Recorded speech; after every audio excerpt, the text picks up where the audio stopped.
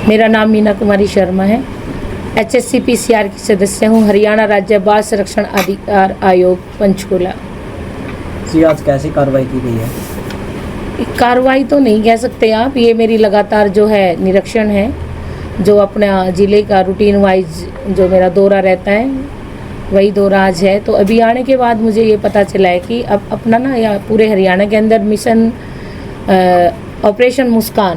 Operation मुस्कान के तहत जो है ये DTF डिस्ट्रिक्ट टास्क फोर्स एक ज़िले के अंदर एक टीम गठित होती है, जिसमें अपने माननीय लेबर इंस्पेक्टर और ASTU चाइल्ड वेलफेयर कमेटी पूरी टीम जो है एजुकेशन डिपार्टमेंट से बच्चों को रेस्क्यू करती है। इस ऑपरेशन के तहत आज चीका गांव से चार बच्चे जो है वो रेस्क्यू किए गए हैं। अभी हम उनसे पूछताछ कर ही रहे थे तो एक ही बच्चे से बात कर पाई हूँ मैं। उसने बताया कि मैं इलेक्ट्रिशियन की दुकान पे काम कर रहा था, बच्चे की एज छोटी है, कम है। तो अभी जो है इससे संबंधित जहाँ ये दुकान पे था उसके पुलिस को निर्देश दिए गए हैं कि उनको बुलाया जाए और पूछा जाए कि भाई किस तरह से कैसे बच्चा किस बिहाव पे उन्होंने बच्चा रखा हुआ है। मैम, लोगों का कहना है कि तमाम होटलों पर, शहर में भी दुकानों के ऊपर बच्चे काम करते हैं, उन पर कोई कार्रवाई अभी तक अमल में नहीं लाई गई। नहीं, ऐसा तो नहीं कह सकते आप। कार्रवाई तो लगातार जो है होती है, जहाँ भी बच्चा इस तरह से मिलता है तो तुरंत रेस्क्यू किया जाता है। और कई बच्चे तो ऐसे हैं जिनको एजुकेशन से भी जोड़ा गया है। आप अगर पूरे हरियाणा का डाटा देखेंगे तो 63 के लगभग जो बच्चे हैं इस तरह से एजुकेशन स्कीम से जोड़े जा चुके हैं। और लगातार जो है हरियाणा सरकार बच्चों के लिए बड़ी चिंतनीय है और इसमें जो है सक्सेस भी हो रहे हैं। हम लोग एजुकेशन से जोड़ते हैं, फॉलो भी लेते हैं। मैम, जनता कमेंटों में एक पर्सन पूछती है कि बच्चे भीख नहीं मांगते, काम सीख रहे हैं, इनके बाद अगर हटा दिया जाए तो इनको ना एजुकेशन मिल पाती है, फिर भी ऐसे ही फिरते। क्या विभाग की ओर से कोई और कदम उठाया जाएगा? देखिए, आज की ही मैं आपको घटना बता रही हूँ। जैसे मैं आ रही थी तो मुझे गोरोंडा के अंदर एक 14-15 साल की बच्ची मेरे को इसी तरह से वो कुछ न कुछ बजाने का हाथ में लिया हुआ था और वो ऐसे ही भीख मांग रही थी।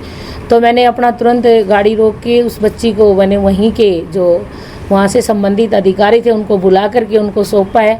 ऐसा नहीं है कि सरकार प्रयास नहीं कर रही। और ये अभी एक बच्चा है वो बार बार जो पल के झपक रहा था, तो मैंने उससे बातचीत की तो बातचीत के दौरान मेरे को ये मिला कि बच्चा बोल रहा है कि मुझे ये करने के लिए बोला गया है।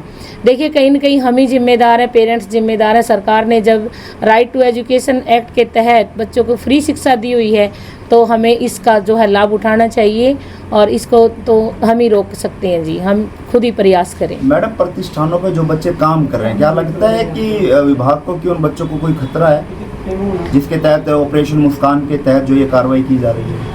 किस तरह के प्रतिष्ठानों की बात कर रहे हैं? जो तमाम प्रतिष्ठान है जिन पे बच्चे लेबर टाइप से काम कर रहे हैं, उन प्रतिष्ठानों की बात कर रहे हैं जहाँ से आपने रेस्क्यू करके इन बच्चों को पकड़ा है।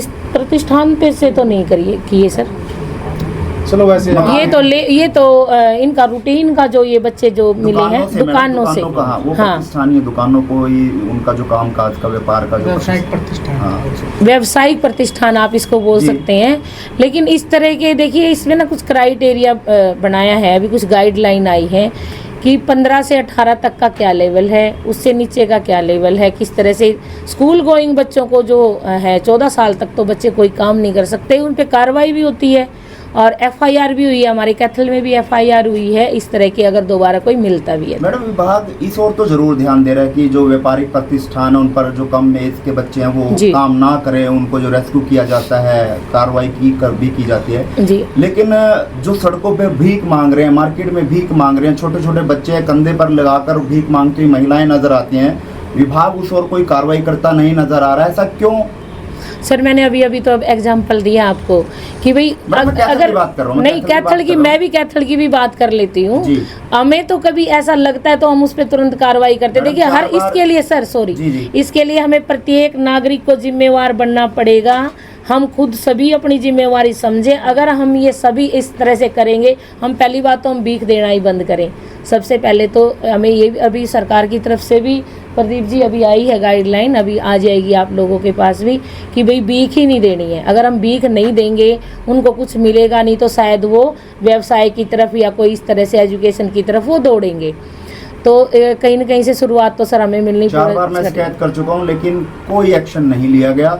जिसके बाद हार कर मुझे कोई खबर बनानी पड़ी, उसके बाद भी विभाग नहीं जागा। तो क्या मानते हैं कि विभाग की कहीं ना कहीं कमी रहती है? नहीं सर, विभाग की कोई कमी नहीं है। विभाग के तरफ से तो हम लोग भी लगातार जो है मॉनिटरिंग कर रहे हैं। नहीं सर, एक बात बताइए आप, विभाग की और अधिकारियों की कमी तो जब बात करें ना, जब हम कार्य नहीं कर रहे हैं। अब ऑपरेशन मुस्कान के तहत डेली लगातार जो हैं बच्चे यहाँ पेश हो रहे हैं। अब हम इनको जोड़ेंगे एजुकेशन से, ट्रैक पे लेके आएंगे। माइग्रेट फैमिली होती है वो, यहाँ से हम यहाँ से इतनी कोशिश करते हैं, फिर वो फिर दूसरे फैमिली में चले जाते हैं। भीख मांगने वाले बच्चों की बात करके क्वेश्चन काफी लंबा हो जाएगा इसमें सर। ये वो भी आती है। क्या उनके खिलाफ एफआईआर दर्ज होगी जहाँ से सर? बिल्कुल अकॉर्डिंग टू सिचुएशन एफआईआर होगी और मैं इसका फॉलो भी लूँगी।